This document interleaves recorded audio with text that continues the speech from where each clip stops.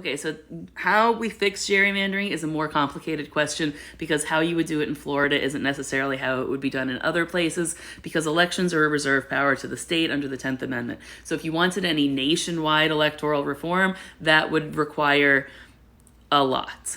But I do think that gerrymandering will be the takeaway lesson of the 2022 midterm election, because where Republicans were able to pick up most of their gains are where they had gerrymandered the maps very effectively to favor themselves.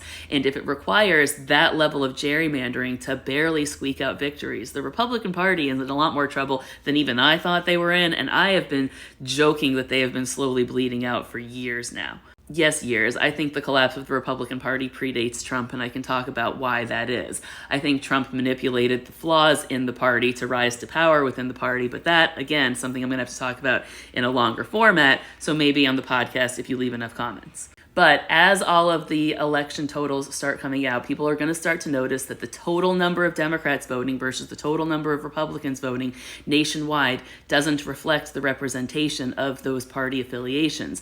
So as the state of Florida, the state of Wisconsin, Nevada, any of these states start looking at the number of voters that they had versus their representative body, they're going to start asking questions as to why it takes 2 Democrats for every 1 Republican vote to win a seat in the legislature. And Wisconsin's going to have a lot to answer for there especially. Now, there's a Supreme Court case about this from way, way back in the long ago, too, actually. You could talk about the Baker versus Carr ruling in 1963 that created a lot of the rules that we have for what congressional districts should look like now, or not rules, but, like judicial guidelines for how to not violate the Constitution. And then there's the Shaw v. Reno case of 1993 that speaks to racial gerrymandering. But racial gerrymandering, while against the law, is very easy to pull off when you look at the partisan divide between black voters. Because if 80 to 90% of black voters are voting for Democrats, then a partisan gerrymander is effectively a racial gerrymander. And don't think Republicans haven't taken advantage of that for 30 years. So all that to say this, the way we fix this is by continuously paying attention to the political process and not checking out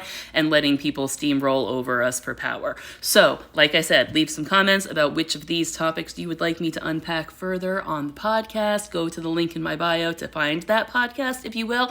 And also some, really funny t-shirts that I made this morning that I want everyone to buy because I'm proud of them. So yeah, there you go.